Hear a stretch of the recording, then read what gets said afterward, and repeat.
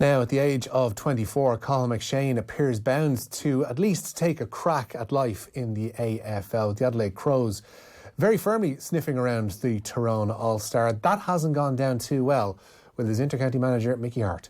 All I can say is that he has been wooed by some people in the AFL, and I think he's gone out there for a few days to experience what that might be like. There's no final decision made yet of whether he's going to go or whether he'll stay with us, but at the moment he's certainly considering that move. I'm sure you've been talking to him. Have you tried to persuade him to stay here, that his future should be with Tyrone? Well, I wasn't actually, I suppose, not persuading wasn't the right word. I was trying to enlighten him to the fact that, there's lots for him, lots of good things can happen for him staying here, and the things that he's going out there to try to do are very much more variable. As you would know, I'm not been a fan of the engagement we've had with the AFL over many, many years now, and I think that's the sad thing about it. It used to be in the past we had unknown Australians trying to woo our players out to their AFL league. Now we have ex-Gaelic players doing it, which really saddens me that that's what we've got now. We've got recruits for the AFL within our own ranks of the GAA, and that's sad. Do you see that almost then like the enemy within? Well, it's something that you knew was going to happen. All you need to do is get a few players out there first and get them sort of involved to some degree, and we find that most of them come home and haven't made it out there at all, and often don't even play as good a Gaelic football when they get back. But now they've got a different role. Now they can be agents for the AFL, and it's an absolute free gamble for them. If our players succeed out there, that's a cheap gamble, and if they don't, they send them back home to us to see can we continue to play football with them. There you go. That's Tyrone football manager Mickey Hart speaking to our colleagues at BBC Northern Ireland over the course of the weekend about the impending departure, albeit possibly temporary, of Cathal McShane to the Adelaide Crows, at least on trial. To discuss that in a little bit more, we're joined on the line by Kerry legend Kieran Donaghy. Good evening, Kieran. Evening, Richie. How are you? Not too bad, not too bad. There's a lot to dig into, not only in Hart's quotes, but also the very notion of trying your hand at another game. It's something, at least, that was maybe put to you in an informal capacity back when you were a player. Yeah, we didn't have social media, I suppose, like we did now, but I was getting a phone call to where I worked at the time in a sports shop, a local sports shop called Q Sports, from a guy, a talent recruit or something from Carlton, asking me, would like Cathal, I would say, to come down for a trial, but I was 23. My first call, who I just played a bit of international rules with, was Ty Kennelly, and Ty was kind of of the impression that at 23, by the time as a full forward, that I'd pick up the skills of the game to become a scoring forward, my kicking ability and all that I could be 24/25 by the time I make it, and that it was a big risk. And I was leaning that way too, to be honest. And plus, I was very lucky to be on a Kerry team that looked like they were going to be successful and were going to knock around for a few years, and ended up in the next 5 or 6 All-Ireland finals in a row. So that was also tying on my mind that, I was leaving this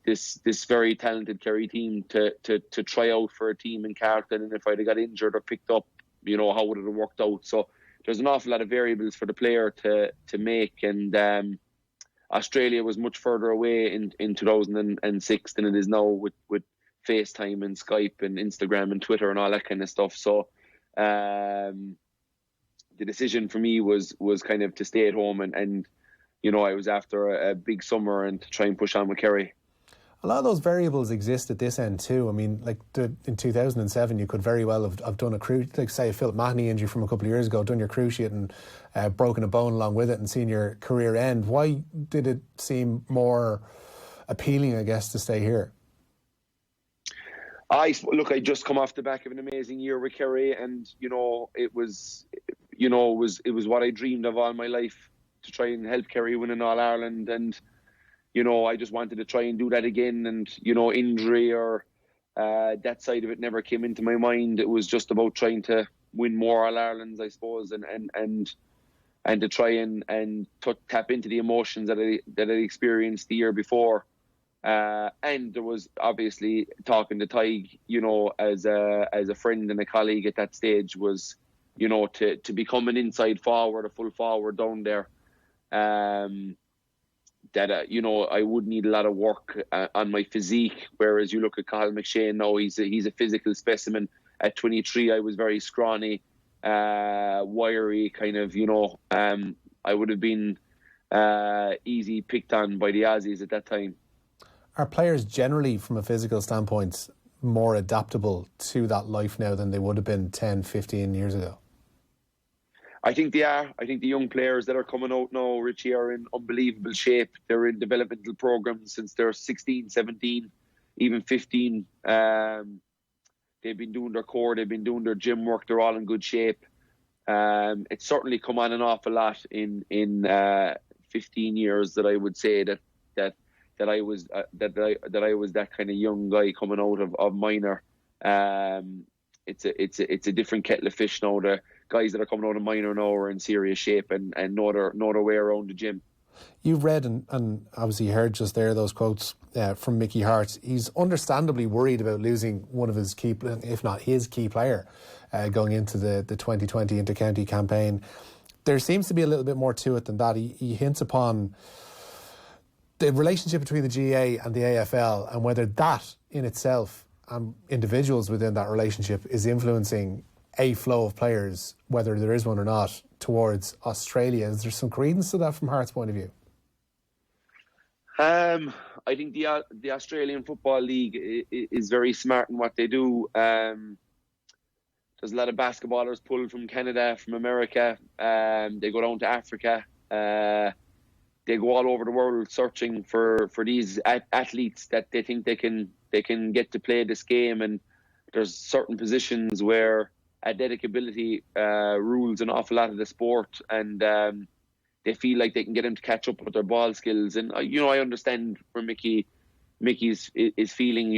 We've Mark O'Connor. We're looking at him down and with the Adelaide or with Geelong, and he's like, he's turned into supreme baller in a year down there, and he was our shining light for the middle of the field for Kerry to jump in with Dave Moran for a few years and learn from him and then take it over as the main man in the middle of the field. And he's lost now and probably gone forever with the football he's playing down there. Whereas I think with McShane, it's very much a trial period, and he will have a lot to adapt to as a 24-year-old trying to pick up the skills of that game. And it could be something where it's a 2-week free holiday, it's a chance to experience something, and he might get bitten by the bug and he might fancy it down there and want to have a go for a season. But he's probably looking at it kind of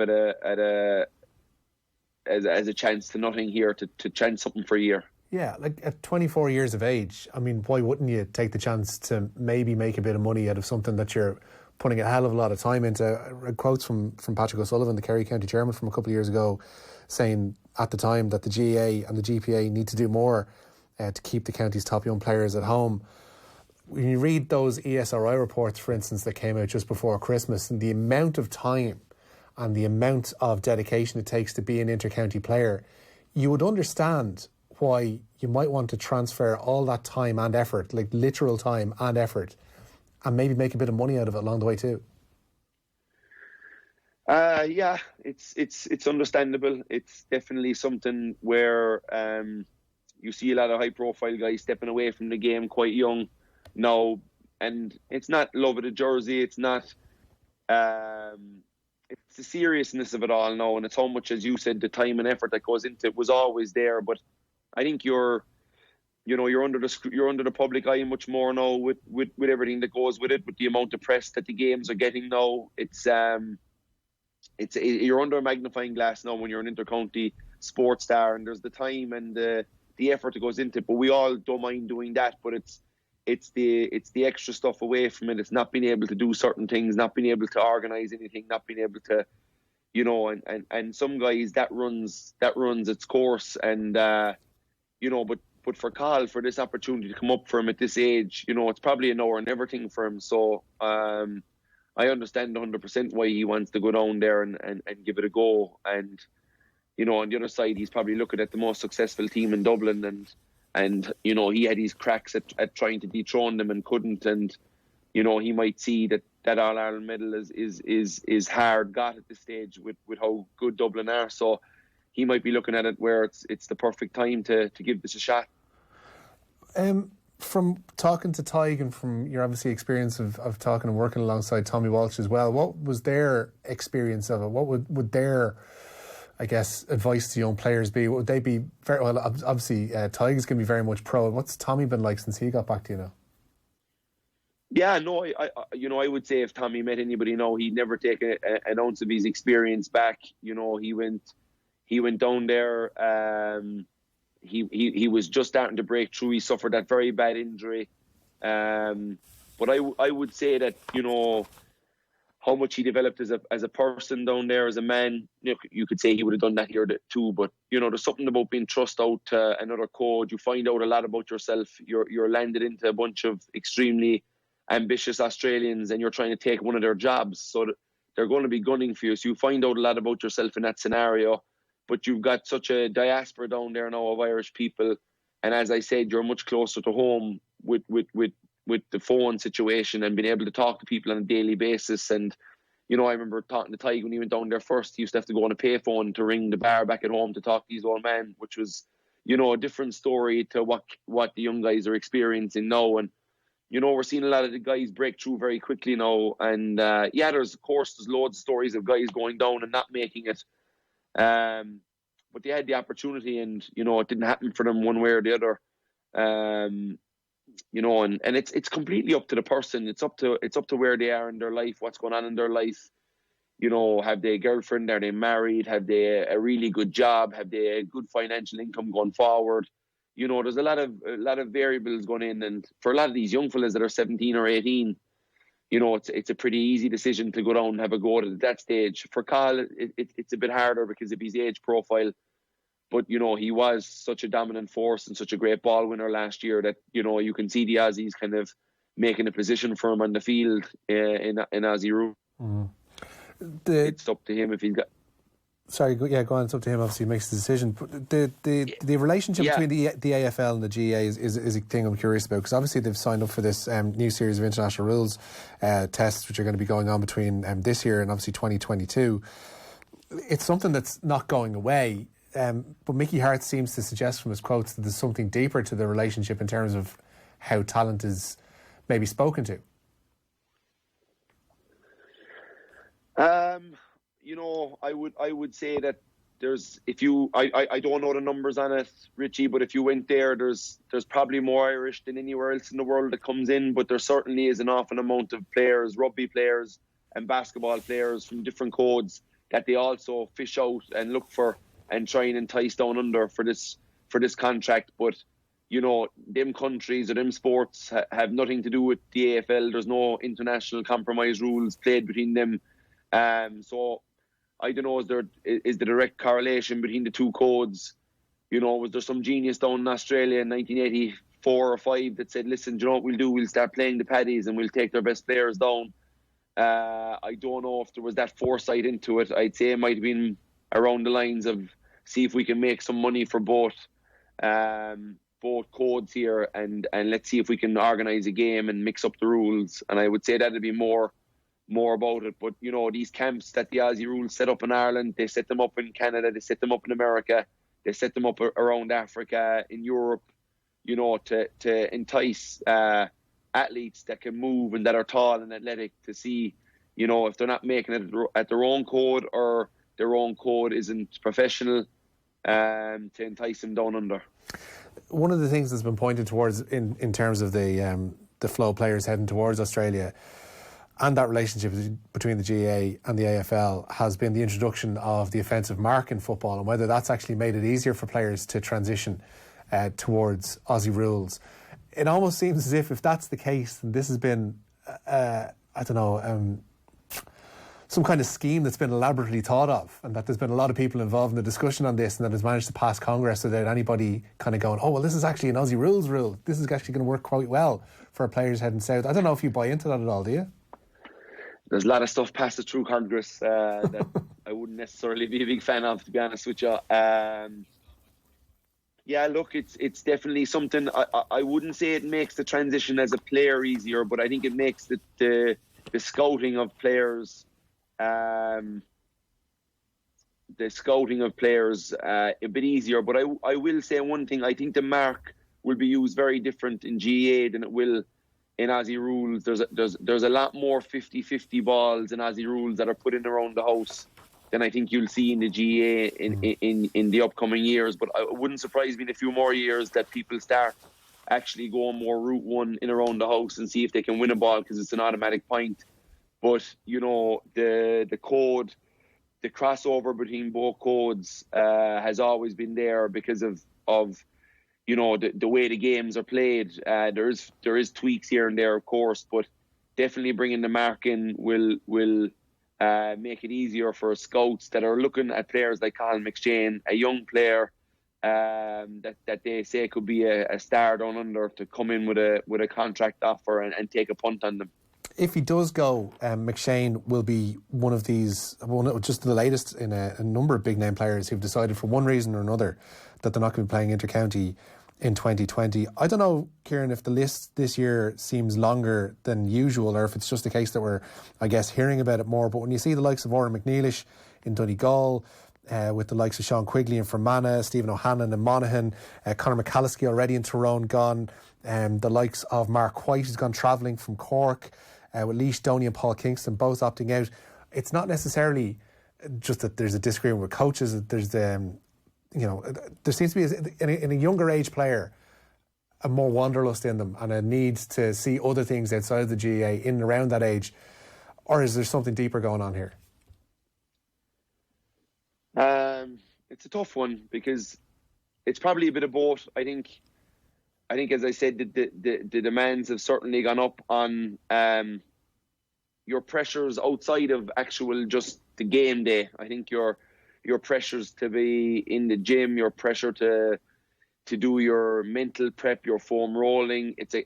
Your band work, your activation, there's a constant, your diet, your water, your intake. It's so much now, and I think players that are at the very top level and that are getting to Croke Park and are competing in these big blockbuster games in the summer.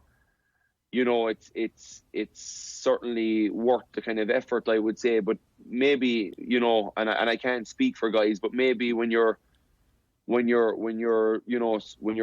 hard all league and your championship ends fairly quickly, is it a case of what was it all worth it? It's a very tricky one. There is certainly a dropout. I don't know if it's bigger or more, because we wouldn't have the exact numbers on years previous, but young guys and guys in their prime stepping away from the county is certainly a worrying thing for me to be looking at. And it's something that's going to have to be addressed, and it won't be easily addressed, but it's something that's going to have to be, maybe in-depth talks with these guys from the inner circle, why have you stepped away? Maybe we need to get the answers to find out exactly how to fix these things before we go trying to come up with answers.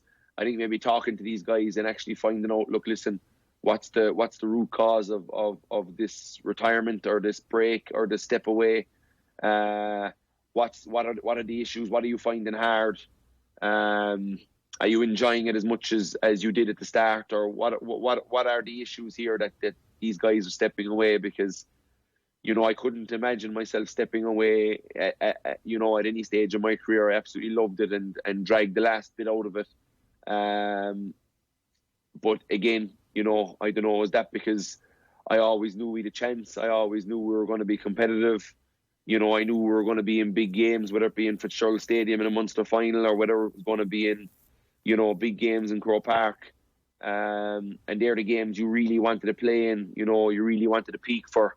You aren't necessarily dying for a McKenna Cup game or McGrath Cup game in the 26th of December, when teams aren't supposed to be training and stuff like that. But, I was certainly looking forward to the summer games, and stepping away would have never been an option for me no matter what, So, but again, I was playing most of the time. I was, a relatively important figure in the dressing room, and lucky enough to be from a very strong county that was always going to be competitive. So I find it hard sometimes. I can only give my own feelings on it, but I think I think there needs to be serious questions asked to these guys stepping away, if they wouldn't mind answering them internally, where it wouldn't get out to the media, but that, you know, somebody within the GAA could try and figure out how to try and fix this issue. Well, ultimately, that's what you want. You don't want these ESRI reports. Sorry, Kieran. You don't want these ESRI reports and surveys and all that to be merely a discussion point for us in the media. You want them to be acted upon, I guess. Yeah, you want to try and find out. Like, the players are always, rules are imposed on players. Tournament changes or competition structures are changed on players. Players are always the last to find out. And look, players and volunteers that help with clubs and counties around Ireland, they're the most important people, and they're often left unasked, or there's nothing run by them. And I think, you know, maybe there needs to be a serious kind of look at what players are feeling at, you know, and maybe there's a certain trend from different age brackets. Maybe the 19 to 23, you know, are mad for it. They're going through college. They have a bit more time in their hands. You know, maybe that period from 24 to 28 is when people start asking questions about themselves. Are they going to try and, how do they make money? How do they start saving to buy a house? And then you've got the guys from 28 to 32 or 33 that start, you know, father time starts knocking on the door, and you start figuring out how long can I keep testing myself and pushing myself to these limits, and putting my family on the back foot and putting my work on the back foot, and, you know, getting a bit of maybe pressure at home to start focusing more on different things. And, you know, there's certainly a whole lot of these things that I don't think were overly an issue, you know, maybe 20 years ago when there wasn't as much gym, or there might have been less pressure on guys, or there wasn't much scrutiny from social media side of things. You know, I don't know, these are a lot of questions that need answering, but, you know, maybe having a real comprehensive talk to every player, if they take the time to try and do it, to see what can be done to help guys enjoy their inter-county careers and not want to step away, I guess. Yeah. Kieran, thanks very much for your time this evening. No problem, Rich. No problem. Cheers.